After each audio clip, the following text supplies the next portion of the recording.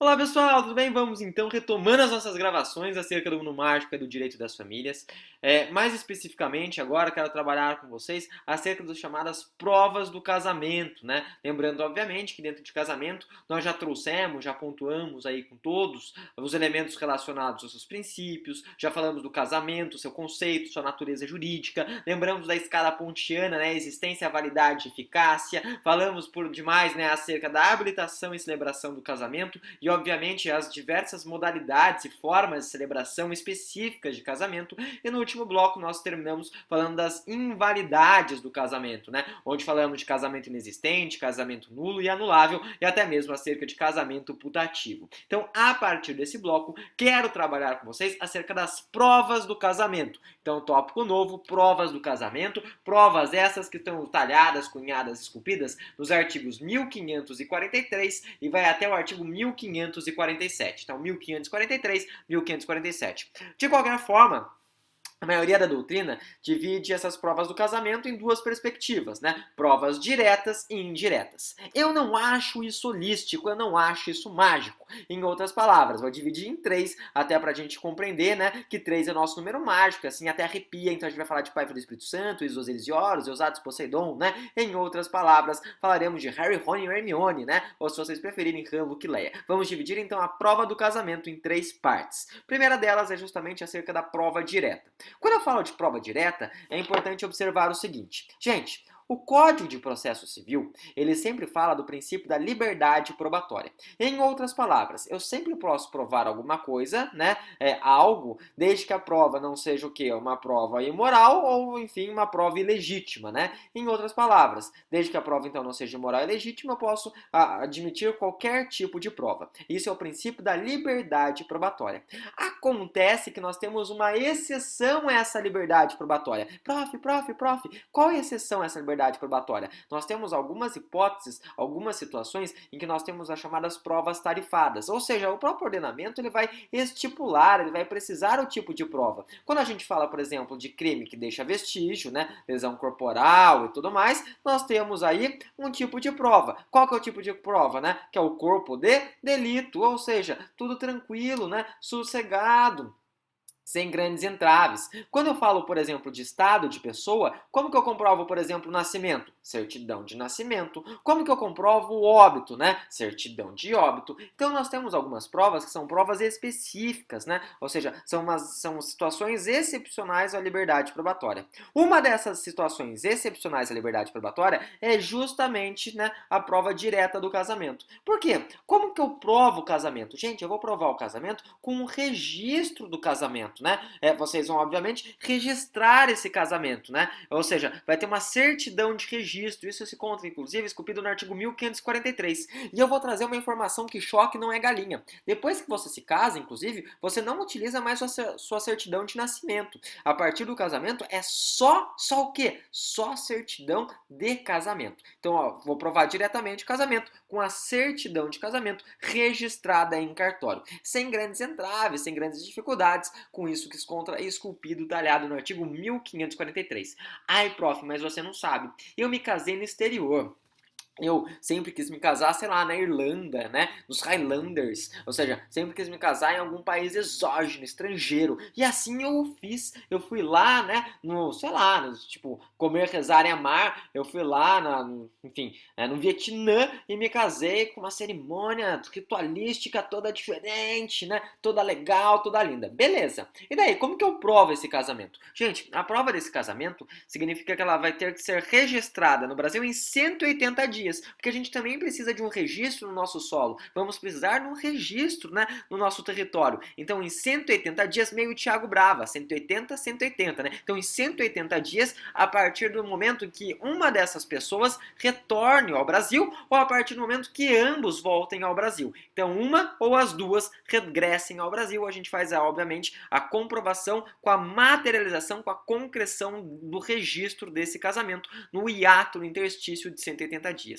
Beleza, tudo bem. Já sei que é 180 dias a partir do momento que eles voltam. Mas aonde que eu vou efetuar o registro? Gente, O registro desse casamento, ele pode ser realizado, materializado, em uma ou dois lugares, né? Um de dois lugares, melhor assim dizendo. Ou ele pode ser registrado, né, no respectivo domicílio de um dos cônjuges, né, sem grandes entraves, sem grandes dificuldades, como ele pode também ser materializado, ser registrado aonde? No primeiro ofício da capital do estado onde eles possam vir a residir. Então, na capital, né, do estado onde eles venham a residir. Isso também se encontra talhado, cunhado no artigo 1543. Bem, show de bola. Entendi o sistema de prova direta, né? Sem grandes entraves, sem grandes dificuldades. Acontece, gente, que em algumas situações eu vou precisar de uma complementação, né, dessa prova, ou seja, eu vou precisar de uma complementação da prova direta. Então, prova direta, primeira forma de prova. Segundo, prova direta complementar, né, que pode ocorrer justamente em virtude da perda do registro civil, né.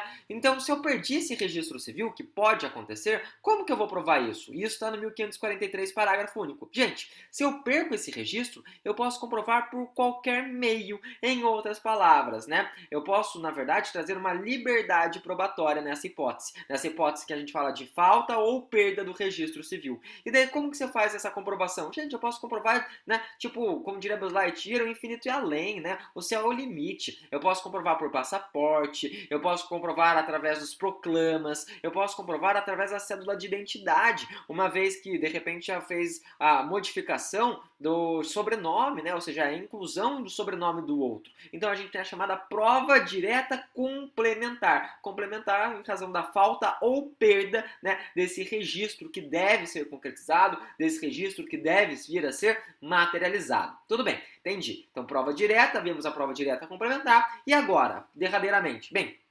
derradeiramente, gente, eu quero conversar com vocês da chamada prova indireta. Prova indireta. Gente, a prova indireta, ela acontece naquela situação que a gente vai falar da posse de estado de casado. Em outras palavras, é um instituto muito próximo, muito parelho à união, né, estável, que inclusive vai ser o tema que nós abordaremos no nosso próximo bloco, né? Então, é um tema muito próximo ao instituto da união estável. Em outras palavras, como que eu provo esse estado de casado, né? Esse estado de casado eu posso comprovar através de três instrumentos. Três instrumentos. Por que três? Porque três é mágico, né? É Pai, Filho e Espírito Santo, é Isus Heresiorus, é Usat Poseidon, fato típico, ilícito culpável, não é isso? Podemos falar que tributo é imposto, taxa e contribuição, podemos trabalhar com vocês que os elementos da ação são partes, causa de pedir e pedido, podemos falar inclusive para vocês que fato típico, a conduta nexo causal é resultado. Olha que loucura, então três é o nosso número mágico. Como que eu comprovo então estado de casado? O estado de casado eu comprovo através de três instrumentos, né? O primeiro deles é justamente o nome que pode ter sido acrescido ou não, como por exemplo o nome e sobrenome do outro, né? O chamado antigamente de patronímico. Houve a inclusão do sobrenome? Não houve. Primeira forma de prova indireta. Tratamento. Como assim tratamento? Gente, toda vez que o sujeito sai na rua, ele fala assim, ó, minha mulher, né? E ela fala assim, meu marido. Então tratamento é uma das formas também que a gente vai reverberar o estado de casado. E isso, de certa forma, ele vai, de certa forma, né, ser observado também dentro da ideia de convivência, dentro da ideia de união estável. Não adianta falar assim, ele é meu paquito, e o cara fala assim, ela é minha cocota. Isso não é uma tratativa, né, de casado, show de bola? Em outras palavras, até pode ser na intimidade, mas não é algo que vai, enfim, pontuar, asseverar esse estado de casado. E, derradeiramente, além do nome, do tratamento, né, tratatus, a gente fala da reputácio. O que é reputácio? Gente, é reputação, né? As pessoas são fifis, as pessoas elas gostam de gossip do dia, de Google Gloss. Em outras palavras, a pessoa tá andando na rua, o indivíduo fala assim, olha, lá vai a fulana, né, esposa do ciclano. Ou de repente tá passando o ciclano e fala assim, olha, lá vai o ciclano, marido da fulana, né? Em outras palavras, a gente vai valorar então esses três elementos, nome, tratamento e reputação. Show de bola, sem grandes entraves. Lembrando que aqui, gente, a gente vai sempre observar um princípio interpretativo, que vai nos dizer o quê? Vai dizer o seguinte, que na dúvida devemos sempre fazer a interpretação, né, favoravelmente, obviamente, ao casamento. Então, sempre uma interpretação pró-matrimônio, seria uma expressão mais correta, uma expressão, então, mais adequada. De onde que a gente extrai essa expressão indúbio pró-matrimônio? Essa expressão indúbio pró-matrimônio, ela vai estar esculpida, talhada no artigo 1546. Então, no 1546, nós teremos aí obviamente, essa situação onde a gente pode ventilar esse indúbio pró-matrimônio.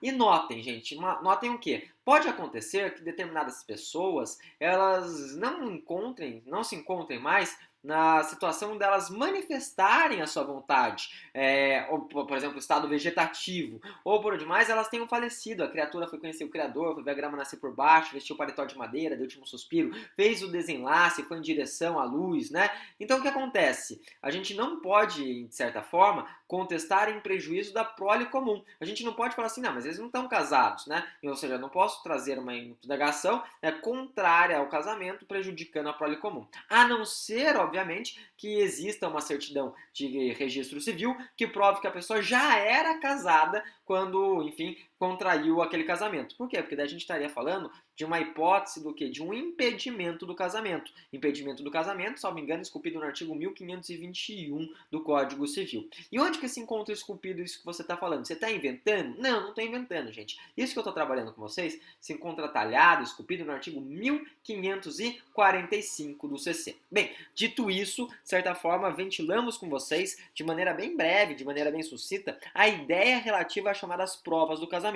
Lembrando que essas provas podem ser provas diretas complementares, né? Já que daí dá 3, fica bonito, fica holístico, né? Fica mágico. E derradeiramente a gente tem o Instituto das chamadas provas indiretas. No próximo bloco, trabalharei com vocês, então, o Instituto da União Estável e falaremos aí as diferenças de união estável e casamento de maneira mais específica, de maneira mais particular. Até lá, obviamente, deixo para todos vocês um forte abraço e, obviamente, excelentes estudos. Gente, até mais. Tchau, tchau.